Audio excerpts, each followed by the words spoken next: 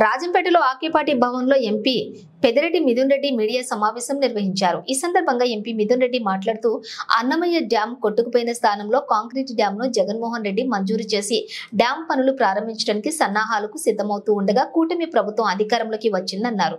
రాష్ట్రంలో కూటమి ప్రభుత్వం ఏర్పాటు నేపథ్యంలో 25% కూడా జరగని డ్యాముల పనులను రాష్ట్ర ప్రభుత్వం నిలిపివేసిందన్నారు. కూటమి ప్రభుత్వాన్ని నేను ఒకటే కోరుతున్నా, టెండర్లు పిలిచి పనులు మొదలయ్యే దశలో అన్నమయ్య డ్యాం పనులు రద్దు చేయవద్దని, అన్నమయ్య డ్యాం పనులు కూటమి ప్రభుత్వం పూర్తి చేసి అలా ప్రాంత రైతులను ఆదుకోవాలని అన్నారు. అదేవిధంగా రైల్వే కోడూరు నియోజకవర్గం గాలేరు నగరి పనులు కూడా పూర్తి చేసి రైల్వే కోడూరు నియోజకవర్గం రైతులు ప్రజల తాగు సాగునీటి కష్టాలను తీర్చాలన్నారు. ఒక్క అమరావతినే కాకుండా అమరావతితో పాటు అన్ని ప్రాంతాలను అభివృద్ధి చేయాలన్నారు.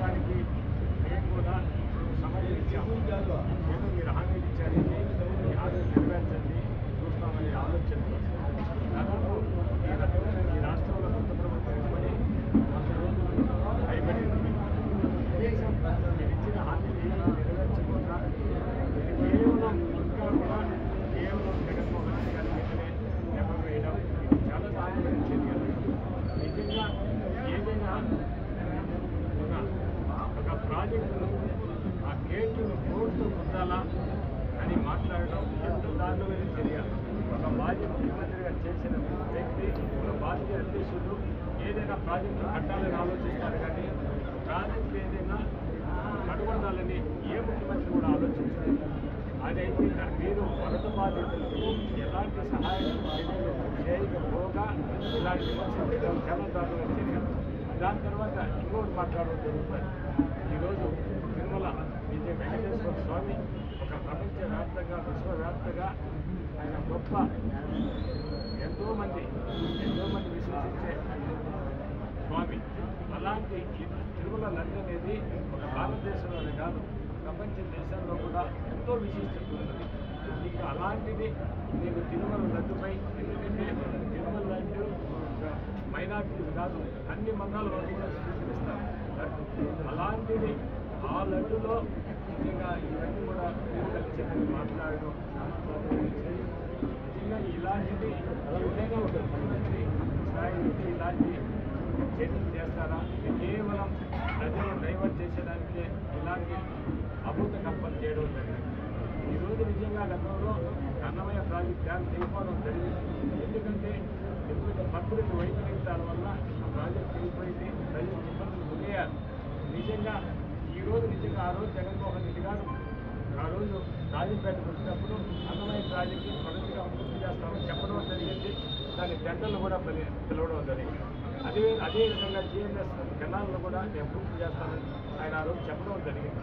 ఈరోజు మేము అడుగుతున్నాం, మీరు అది మన చంద్రబాబు నాయుడు గారు వచ్చారు, ఆయన చెప్పడం జరిగింది, ఈ ప్రాంతానికి నేను జిల్లా ఇస్తాను, ఇకపోతే అన్నమయ్య ప్రాజెక్టు నేను పూర్తి చేస్తాను, ఇవన్నీ చెప్పడం జరిగింది. ఈరోజు నిజంగా మేము అధికారంలోకి రాలేదు కాబట్టి, మీరు అధికారంలోకి వచ్చారు కాబట్టి ప్రజల తరఫున అడగాల్సిన బాధ్యత మా మీద ఉంది, తప్పకుండా మా మీద ఉంది. తప్పకుండా ఇప్పుడు మీరు అవన్నీ కూడా పూర్తి చేసేదానికి చేయండి. ఎందుకంటే ప్రజలు రాజంపేట ప్రాంతంలో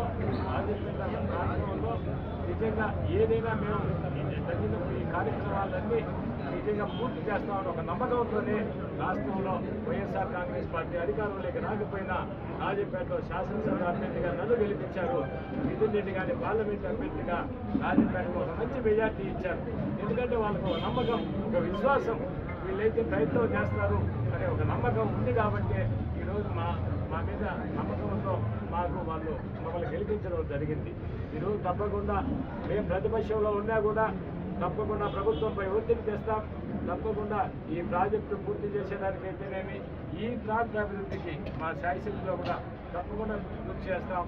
ఇలాంటి ఇంకా ప్రభుత్వం ఈరోజు నిజంగా మిమ్మల్ని నమ్మారు, మీరు చెప్పిన పూటకపు వాగ్దానాలని నమ్మారు, మిమ్మల్ని అధికారంలోకి తెచ్చారు. మేము చేయలేకపోయినా మీరు చేస్తామని వాళ్ళ అధికారులు తెచ్చారు. ఈరోజు ప్రజానికం ఈరోజు నెరవేర్చాల్సిన బాధ్యత మీ మీద ఉంది. ఇంకా పదే పదే జగన్మోహన్ రెడ్డి గారి గురించి మాట్లాడడం అది మంచి పద్ధతి కాదు. మీరు అధికారంలోకి వచ్చారు, మీరు ఇచ్చిన వాగ్దానం నెరవేర్చండి. నిజంగా ఇంకా కూడా మేము కొద్ది రోజులు చూస్తాం. అవన్నీ కూడా నెరవేర్చలేకపోతే తప్పకుండా మేము ప్రజల పక్షాన ప్రజలతో కలిసి తప్పకుండా మేము పోరాటం చేయడం కూడా జరుగుతుంది. తప్పకుండా మీరు ఇచ్చిన వాగ్దానం నెరవేర్చాలని మేము మిమ్మల్ని పదే పదే కూడా మీపై ఒత్తిడి తేవడం కూడా జరుగుతుందని తెలియజేస్తున్నాం.